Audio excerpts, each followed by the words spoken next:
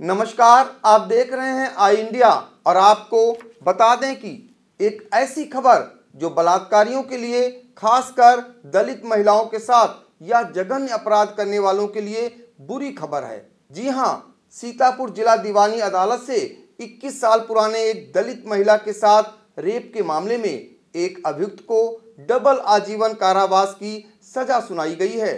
यह सजा SC/ST act न्यायालय के विशेष न्यायाधीश राहुल कात्यायन ने ज्येष्ठ अभियोजन अधिकारी लालचंद गुप्त की दलीलों पर सुनाई है। दलित के साथ बलात्कार जैसे जघन्य मामले में आजीवन सश्रम कारावास के साथ अनुसूचित जात एवं जनजात अत्याचार निवारण अधिनियम में आजीवन कारावास के दंड से दंडित करते हुए 20-20 हजार रुपये का अर्थदंड से भी दंडित किया गया है।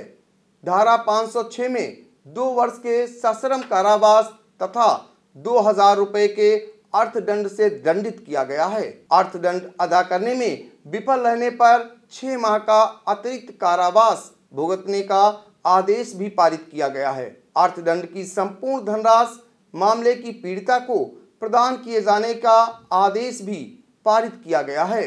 SC/ST न्यायालय के विशेष न्यायाधीश राहुल कात्यायन ने जो यह सजा सुनाई है, यह मामला 1998 का है। थाना रामपुर कला के एक गांव का मामला है, जिस अभियुक्त रामू पुत्र लालजी वर्मा को सजा सुनाई गई है, वो भी उसी गांव का रहने वाला है।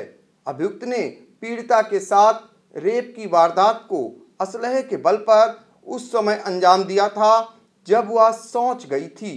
अभियुक्त जमानत पर था। सजा सुनाए जाने के बाद उसे जेल भेज दिया गया है। तो आपको बता दें, ये बलात्कारियों के लिए, खासकर दलित महिलाओं के साथ इस तरीके का जघन्य अपराध करने वालों के लिए बहुत बड़ी नसीहत है या बहुत बड़ी सजा कहेंगे। तो इस पर हम आज चर्चा करने के लिए स्टूडियो में हमारे साथ मौजूद हैं खास मेहमान, जिनके दलीलों पर ये सजा हुई है। हमारे साथ मौजूद हैं ज्येष्ठ अभियोजन अधिकारी लालचंद गुप्ता जी। जी नमस्ते पंकज जी। जी बताओ। ये हम जानना चाहेंगे कि इस प्रकार की जो सजा है, जी ये निश्चित तौर पर ऐसा जो दुस्साहस करते हैं या जो ऐसा जघन्य अपराध करते हैं, डबल आजीवन कारावास की सजा दिए जाने के पीछे ऐसा नहीं लगता है कि समाज में एक संदेश है ऐसे लोगों के लिए? बिल्कुल संदेश है, और यह संदेश उन अपराधियों के लिए है जो बलात्कार जैसे जघन्य अपराध में संलिप्त रहते हैं। उनको यह नसीहत मिलेगी कि अगर मैं ऐसा अपराध करता हूं तो मेरा स्थान जेल की सलाखों के पीछे होगा, चाहे आज या कल। चूँकि न्यायालय इस बात पर विशेष ध्यान दे रही है और इसके साथ ही साथ शासन और प्रशासन भी विशेष रूप से जागरूक है कि महिलाओं के सशक्तिकरण जैसे मिशन चलाकर, नारी शक्ति मिशन चला करके ऐसे अपराधियों जो बलात्कारी हैं या छेड़खानी करने वाले हैं, उनको जेल की सलाखों के पीछे रखा जाए। तो हम चाहेंगे एक बार जो सजा हुई है आज, जो सजा सुनाई गई है, इस पर अगर हम चर्चा करते हैं तो ये डबल आजीवन कारावास की सजा हुई है। बिल्कुल। तो अगर इस पे बात करें तो एक तो बलात्कार का मामला हो गया, दूसरा क्या दलित उत्पीड़न में इस तरीके की सजा दी गई है? हाँ जी। एक्चुअली 376 में कम से कम 10 वर्ष की सजा का प्राविधान है और मैक्सिमम आजीवन कारावास का प्राविधान है।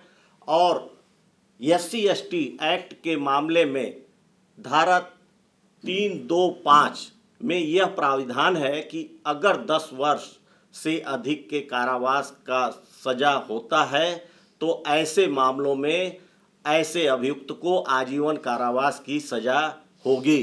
चूँकि प्रश्नगत मामले में रामू अभियुक्त ने एक दलित महिला के साथ कट्टे के बल पर उसके साथ बलात्कार जैसे जघन्य अपराध किया था और गवाहों को पेश किया गया मेरे द्वारा, बहस की गई।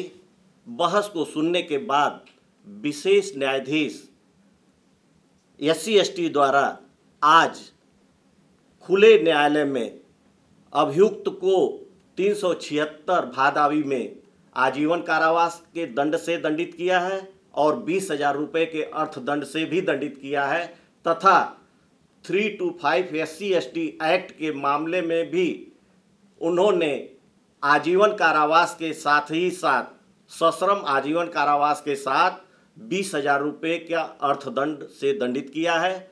चूँकि इस अपराध में 506 का भी अपराध हुआ था, इसलिए उसमें 2 वर्ष के सश्रम कारावास के साथ ही साथ 2,000 रुपये के अर्थदंड से दंडित किया गया है।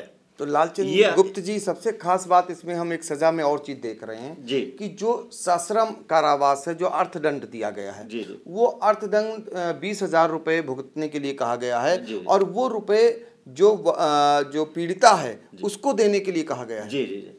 चूंकि इस तरह का प्राविधान है दंड प्रक्रिया संहिता में कि जो पीड़ित महिला है, चाहे वो बलात्कार की हो या छेड़खानी की हो या एसिड अटैक की मामले में हो, ऐसे मामलों में पीड़ितों को अनुदान के रूप में डालसा के माध्यम से जो अनुदान की राशि या अर्थदंड की राशि है वह उनको दिया जाए, जिससे कि वो अपने जीवन निर्वाह को कायदे से जी सके। डालसा मतलब जिला विधिक प्राधिकरण। जी जी जी जी जी जी जी, उसमें ऐसा प्रावधान है। बिल्कुल बिल्कुल। तो आपने देखा कि ये जो सजा हुई है, तो निश्चित तौर पर जो बलात्कार जैसी घटना को अंजाम देते हैं और खासकर समाज के जो वंचित लोग हैं, दलित लोग हैं, उनके साथ इस तरीके का जघन्य और घिनौना कृत्य करते हैं, उनके लिए निश्चित तौर पर एक सबक है, एक सीख है। और सीतापुर में इस तरीके की घटनाएं अक्सर सुनाई देती हैं, लेकिन जो सज़ा आज हुई है उसमें डबल आजीवन कारावास की सज़ा सुनाई गई है। तो निश्चित तौर पर ऐसा सोचने वाले या ऐसा करने वालों के लिए एक संदेश है।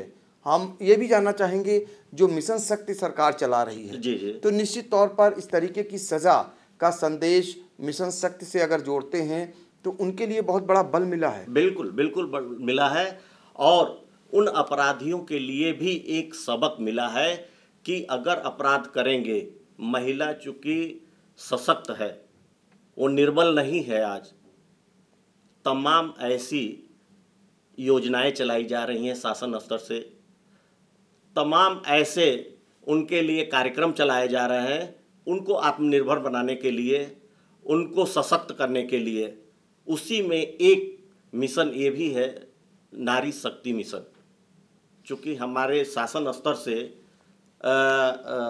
नवरात्रि से, शरद नवरात्रि से और ग्रीष्म नवरात्रि तक ये मिशन चलाया जा रहा है, जिसमें शासन की मंशा है कि अधिक से अधिक ऐसे अपराधियों को जो महिलाओं के विरुद्ध अपराध करते हैं उनको कड़ी से कड़ी सज़ा दिलाई जाए। और उन कड़ी में एक ये सज़ा मिसाल के तौर पर है। तो ये मिसाल के तौर पर सज़ा सुनाई गई है। एक बार फिर अपने दर्शकों को बता दें और बलात्कार जैसा घिनौना कृत्य करने वालों को यह संदेश दे दें कि सीतापुर में SC/ST एक्ट के विशेष न्यायालय के विशेष न्यायाधीश राहुल कात्यायन ने 21 साल पुराने एक बलात्कार के मामले में एक ऐसी सज़ा सुनाई है जो उनके लिए कड़ा संदेश है।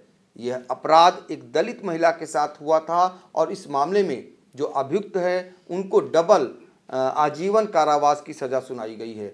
साथ ही जो अर्थदंड से उन्हें दंडित किया गया है वो धनराशि पीड़िता को देने के लिए भी आदेश पारित किया गया है। तो इस मामले पर पूरी जानकारी के लिए जो आज आई इंडिया के स्टूडियो में पधारे वो ज्येष्ठ अभियोजन अधिकारी लालचंद गुप्त जी, उनको हम धन्यवाद देते हैं। धन्यवाद। 10th और 12th के स्टूडेंट्स कैसे करें बोर्ड एग्ज़ाम की तैयारी? बोर्ड परीक्षा के लिए आप लोग की कैसे हो तैयारी?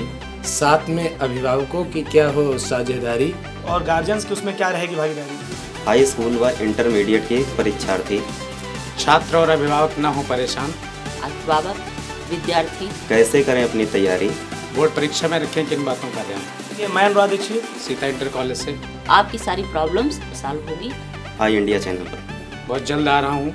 मैं प्रतिभा सिंह इन चीज़ों के सुझाव लेकर आपके सामने जल्द आ रही हूँ। जुड़े रहें हमारे चैनल के साथ। देखते रहिए आई इंडिया न्यूज़ चैनल। बहुत ही फेमस चैनल आई इंडिया पर देखने के लिए जुड़े और आप उससे मुखातिब होइए आई इंडिया चैनल पर। देखते रहिए आई इंडिया न्यूज़ चैनल। जल्द आपसे मिल रहा हूँ आई इंडिया चैनल पर। स्टूडियो आईएएस लखनऊ में ही सिविल सेवा की तैयारी के लिए एक बेस्ट फैकल्टी के साथ एक मॉडर्न कैंपस उपलब्ध करा रहा है। अब स्टूडेंट 12वीं के बाद ही आईएएस और पीसीएस की तैयारी कर सकते हैं। इसमें 12वीं के बाद आप ग्रेजुएशन करते हुए जो छात्र हैं वो आईएएस की परीक्षा के लिए तैयार किए जाते हैं। अगर आप ग्रेजुएशन कर चुके हैं तो आप हमारे स्पेशल बैच में आईएएस और पीसीएस की तैयारी कर सकते हैं। स्टूडियो आईएएस स्टूडेंट के रहने और खाने की व्यवस्था भी उपलब्ध कराता है, जिससे वो अपना पूरा समय सिर्फ पढ़ने के लिए यूज कर सके। अधिक जानकारी के लिए आप कॉल करें 9517171733 पर। खबर आपकी, नजर हमारी। देखते रहिए आई इंडिया।